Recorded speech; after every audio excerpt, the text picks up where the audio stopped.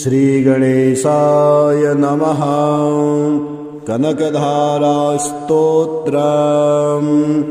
वन्दे वन्दारुवन्दारौ मिन्दिरानन्दकन्दलम् अमन्दानन्दसन्दोह बन्धुरं सिन्धुराननम्। ॐ श्रीगणेशाय नमः। अङ्गं हरे पुलकभूषणमाश्रयन्ति भृङ्गाङ्गमेव मुकुलाम्भरणं त्वमालाम् अङ्गे कृताखिल विभूतिरपाङ्गलीला माङ्गल्यदास्तु मम मङ्गलदेवतायाः। मुग्धा मुहुर्विदधति वदने मुरारेः प्रेमात्रपा प्रणिहितानि गतागतानि मालादृशोर्मधुकरीव महोत्पलेया सा मे श्रियं दिशतु सागर सम्भवायः। विश्वामरेन्द्रपदविभ्रमदान्ददच्छ आनन्दहेतुरधिकं मुरविद्विषोऽपि ईशन्निषेधतु मयि क्षणमीक्षणार्धम् इन्दीवरोदर सहोदरमिन्दिरायः। आमीलिताक्षमधिगम्य मदा मुकुन्द आनन्दकन्दमनिमेषमनङ्गतन्त्रम् आकेकरे स्थितिकनीनिकपाक्षनेत्रम् बोध्यै भवेन्मम भुजङ्गशयङ्गनायः। बाह्वन्तरे मधुजितः श्रितकौस्तुभेया हारावलीवहरनीलभै बिभाति कामप्रदा भगवतोऽपि कटाक्षमाला कल्याणमावहतु मे कमलालयायाः। कालाम्बुदालिललितो रसिकैटभारे दाराधरे स्फुरति या तडरङ्गमेव माधो समस्त जगतां महनीयमूर्ते भद्राणि मे दिशतु भार्गवनन्दनायः। प्राप्तं पदं प्रमथतः खलु यत्प्रभावम् माङ्गल्यभाजि मधुमाथिनि मन्मथेन मय्यापते तदियमन्तरमीक्षणार्धम् मन्दालसं चमकरालय कन्यकायाः। दद्यादयानुपवनो द्रविणाम्बुधारा वसमिन्न किञ्चन विहङ्गसि संविसर्णे दुष्कर्म घर्ममपनीय चिराय दूरम् नारायण प्रणयनी नयनाम्बुवाः। इष्टाविशिष्टमतयोऽपि ययदृष्ट्या क्लेवेष्टपदं सुलभं लभन्ते दृष्टे प्रष्टकमलोदरदीप्तिरिष्टम् पुष्टिं कृषेष्ट मम पुष्करविष्टराय। गिरदेवतेति गरुडध्वज सुन्दरीति शाकम्भरीति शशिशेखरवल्लभेति श्रेष्ठे स्थिते प्रलयकेलिषु संस्थितायै तस्यै नमस्त्रिभुवनैकगुरोस्तरुण्यै। श्रोत्यै नमोऽस्तु शुभकर्मबलप्रसूत्यै रत्यै नमोऽस्तु रमणीयगुणाणवायै सत्यै नमोऽस्तु शतपत्रनिकेतनायै पुष्टै नमोऽस्तु पुरुषोत्तमवल्लभायै नमोऽस्तु नालिकनिबाननायै नमोऽस्तु दुग्धोदधिजन्मभूम्यै नमोऽस्तु सोमामृतसोदरायै नमोऽस्तु नारायणवल्लभायै सम्पत्कराणि सकलेन्द्रियनन्दनानि साम्राज्यदानविभवानि सरोरुवाचि तदवन्दनानि दुरित हरणोद्यतानि मामेव मातरनि संकलयन्तु मान्ये यत्कटाक्ष समुपासन विदुः सेवकस्य सकलात् सम्पदः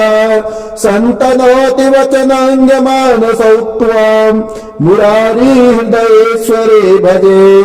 सरसिजनिलये सरोजहस्ते धवलतमां सुखगन्धमाल्यशोभे भगवती हरिवल्लभे मनोज्ञे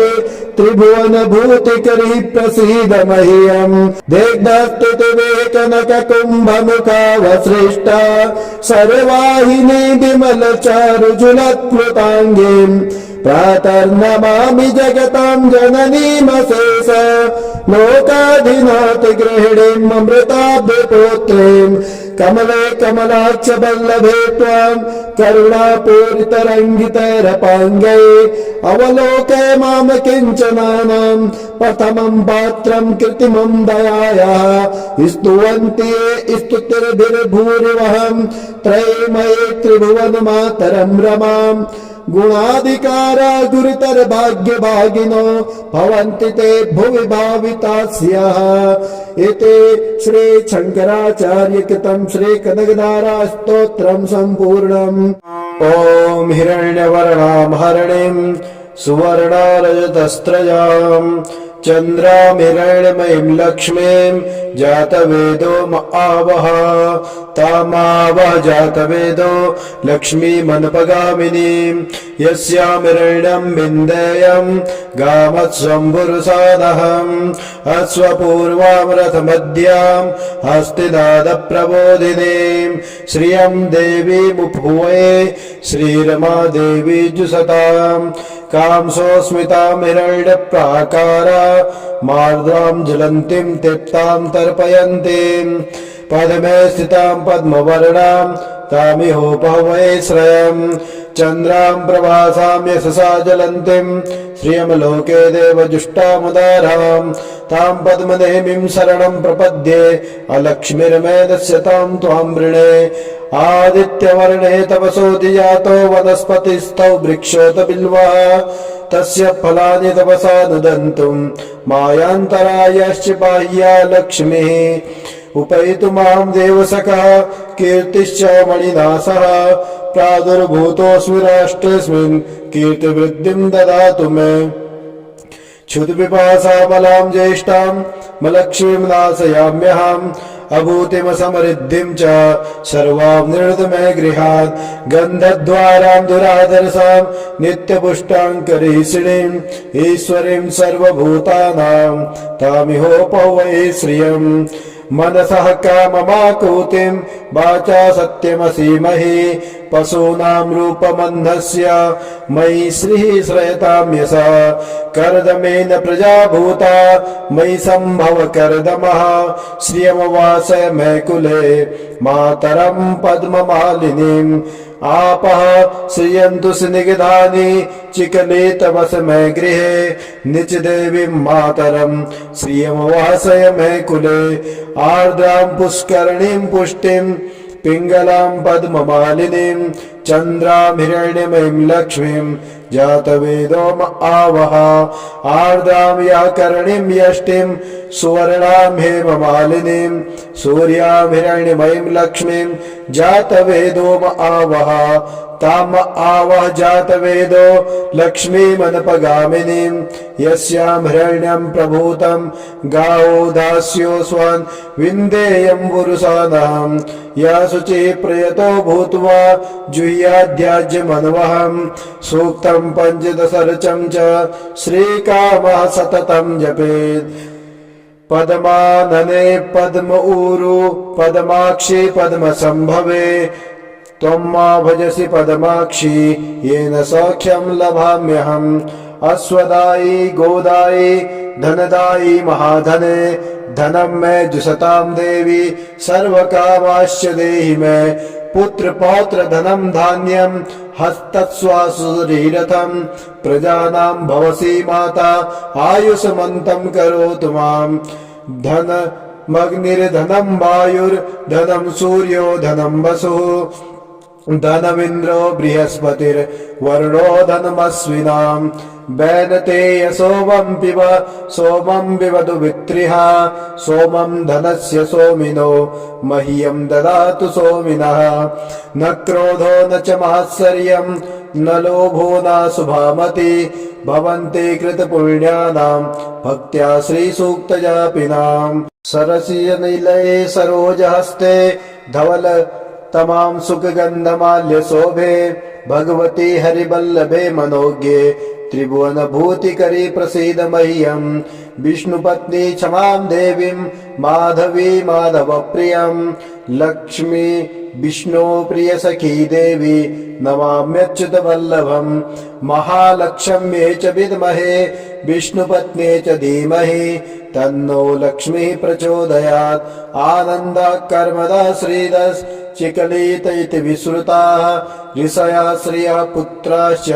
श्रीर्देवीर्देवता मताः चन्द्रभां लक्ष्मीशानां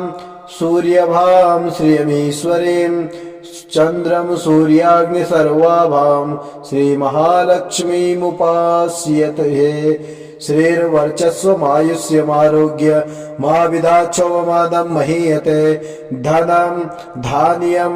पशून् बहुपुत्रलाभान् सत्संवत्सरं दीर्घमायुः मस्तु दीर्घमायुः।